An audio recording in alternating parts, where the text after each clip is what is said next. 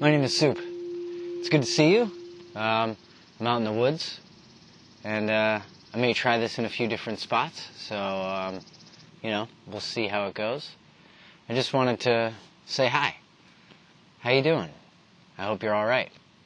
Thanks for coming and joining me. If you haven't already, don't forget to hit that subscribe channel.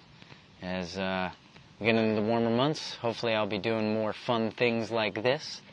And, yeah. Hope you're enjoying yourself, getting out there, and doing fun things. It's been an exciting time. I'm starting to re-emerge into the world, as I know a lot of people are, and I understand that that can be a really odd thing to deal with. It can really be tough to try and feel out the world as you rejoin it. So I just thought I'd let you know that I too am having a weird time coming out of my chrysalis. I really like that analogy, the butterfly analogy, that at some point in your life you have to cocoon yourself, go make yourself a hard outer shell, and come out something more beautiful on the other end. It really is a wonderful analogy to use for growth and for how we experience the world. It's quite an interesting thing, understanding how a caterpillar becomes a butterfly and really knowing what that means. That not only are you taking a solid, living creature and encapsulating it into this transmorphic pod that sustains its life over the time that it's in there, but it also changes its outward appearance and its functions in the world when it finally reemerges. My only issue with the caterpillar chrysalis to butterfly analogy is that it doesn't take long enough. Most caterpillars and their cocoons only last like a week, maybe a little bit more, maybe 2 weeks. And the reemergence is usually pretty quick. That reemergence takes a day, maybe a few hours. But for humans, it takes us a lot longer to make those adjustments, to make those changes to the new lives that we've found and decided to pursue. The things that have called to us and made an impact on our life really are a longer process than the caterpillar to a butterfly. But I mean, if we take it all in stride and understand that a butterfly's life cycle is significantly shorter than a human's, then maybe we could understand those ratios and those changes in time factors. But it's really important to understand that it takes a lot longer for a human to adjust to anything. I've been finding myself adjusting to all the different things that are changing in the world and looking back on the changes that I had to make to get to the world that we're in today. There was a lot of differences in that really abrupt change that we made in 2020 into the changes that we're now getting to ease into today. And understanding that those eased changes can be a lot bigger and more significant as long as we let them. You see, butterflies aren't humans, and I think that's important to remember. In all terms of analogies, I think it's important to remember that humans are really unique creatures, and that all of these unique creatures have really unique and individual ways of growing and changing and adjusting to the world around them. And that's important too, because all of those changes are exactly the things that make us unique.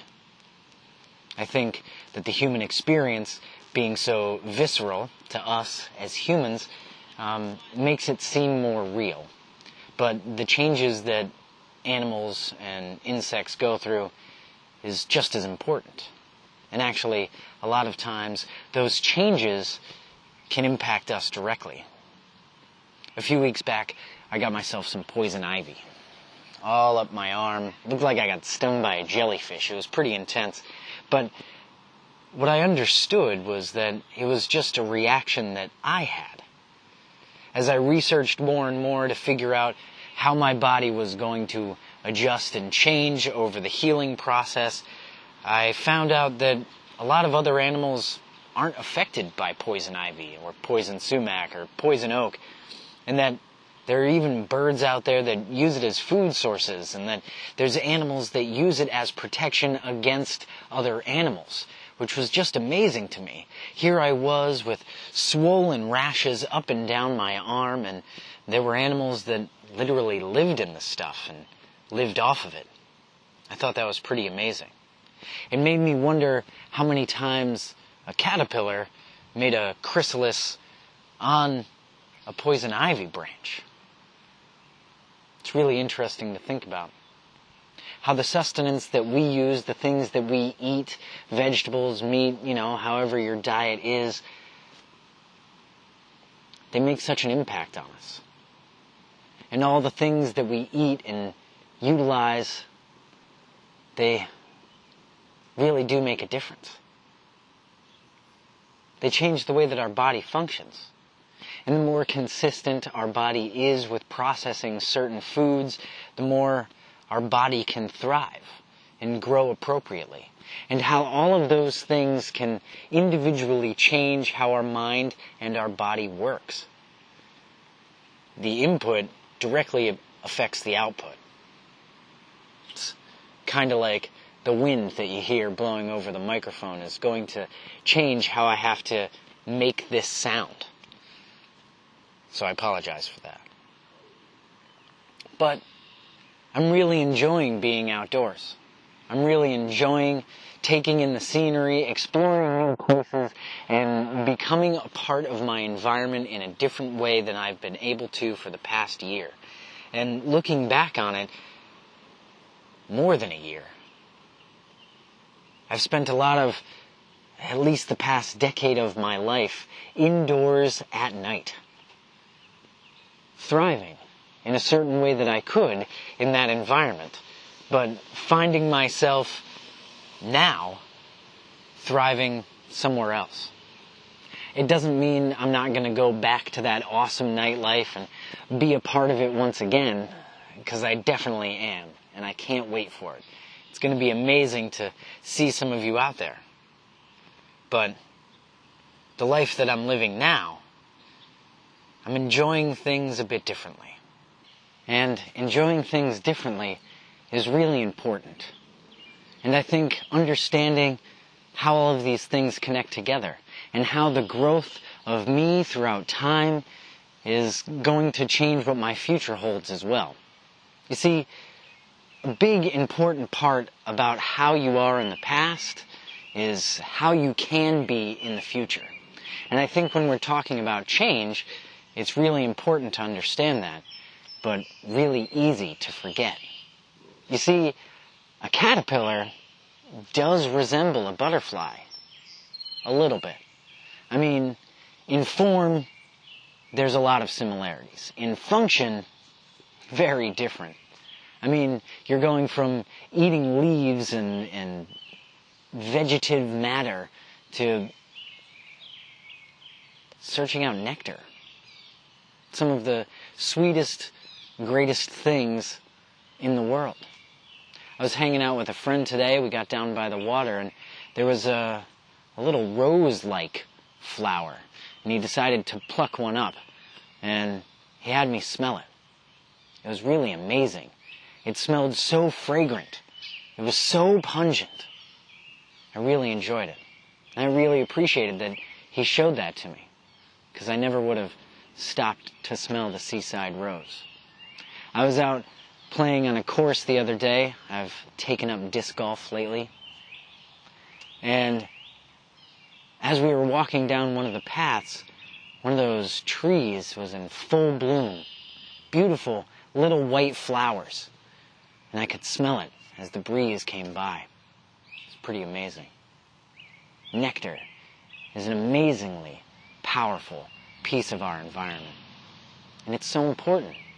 Pollen and nectar just seem to be so integral to everything's survival. Even if it's just feeding the things that feed the things that feed you. It's there. It's in the food chain.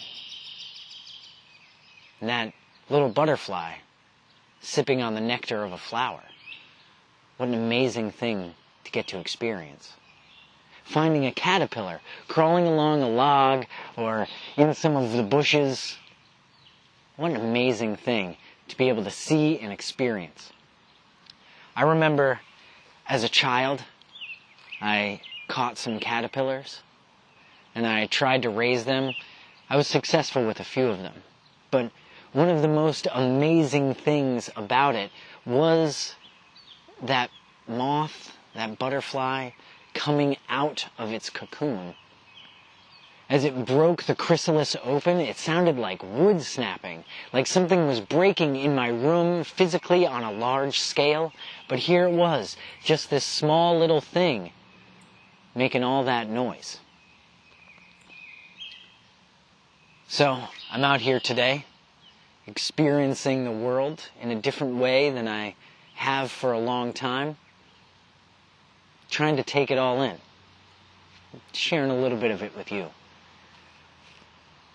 I hope you get out there and enjoy the world in a new way. This, the human re-emergence from 2020 in the year 2021, it's a great opportunity. It's a great opportunity to find your place in the world if you didn't know it before.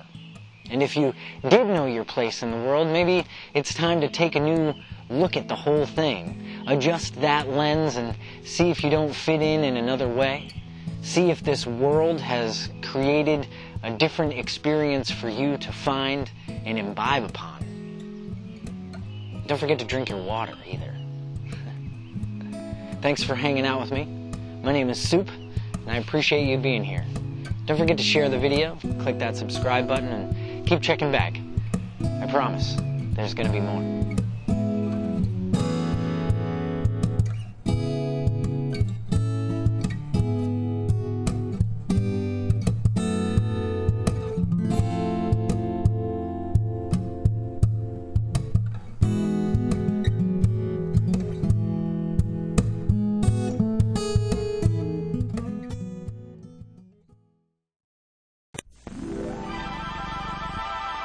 Sky over the Atlantic.